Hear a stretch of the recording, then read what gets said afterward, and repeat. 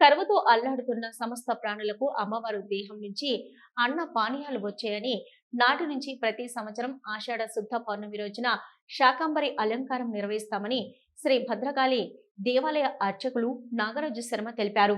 వరంగల్ నగరంలో భక్తుల కొంగు బంగారంగా విరాజిల్లుతున్న శ్రీ భద్రకాళి అమ్మవారి శాకంబరి మహోత్సవంలో ఘనంగా ప్రారంభమయ్యాయి.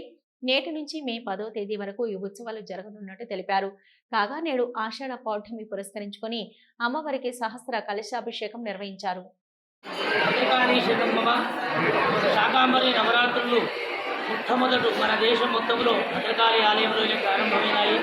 100 సంవత్సరాల క్రితము వరంగల్ మొత్తం కరువుతో బాధపడుతున్న సమయంలో మా గురుదేవులు ఈ భద్రకాళి ఆలయ వ్యవస్థాపకులు గణేష్ శాస్త్రి గారు అమ్మవారిని ప్రార్థించి శాకంబరి ఉత్సవాలను ప్రవేశపెట్టి నాటి నుండి నేటికి 100 సంవత్సరాలు దాటిపోయినాయి. శాకంబరి నవరాత్రులు నానాటికి గొప్పగా జరుగుతున్నాయి. ఈ సంవత్సరం కూడా ఆషాఢ శుద్ధ పాడ్యం నుంచి పౌర్ణమి వరకు 15 రోజుల పాటు అమ్మవారి నవరాత్రులు జరుగుతాయి.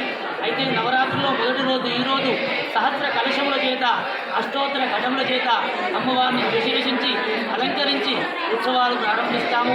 మొదటి రోజు కాళీ స్వరూపంగా అమ్మవారు ఉదయం సాయంత్రము షోడశి క్రమాన్ని అనుసరించి కాళేశ్వరిగా దర్శనమిస్తుంది. 15 రూపాలలో 15 తుదుల దేవతలతో కూడిన అమ్మవారు మనల్ని అనుగ్రహించి పౌర్ణమి నాడు అంటే వచ్చే నెల 10వ తారీఖు ఆనాడు గురు పౌర్ణమి అంటారు.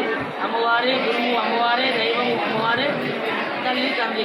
కాబట్టి అమ్మవారిని గురు స్వరూపిణిగా పూజించి నాడు అనేక ఆకుకూరలు కూరగాయలను సమృద్ధిగా తీసుకువచ్చి వాటిని అన్నిటిని శుభ్రంగా కడిగి తుడిచి వాటిని దారములపై పుచ్చి అమ్మవారి మెడలో వేసి భక్తులకు దర్శనానికై ఏర్పాటు చేస్తారు.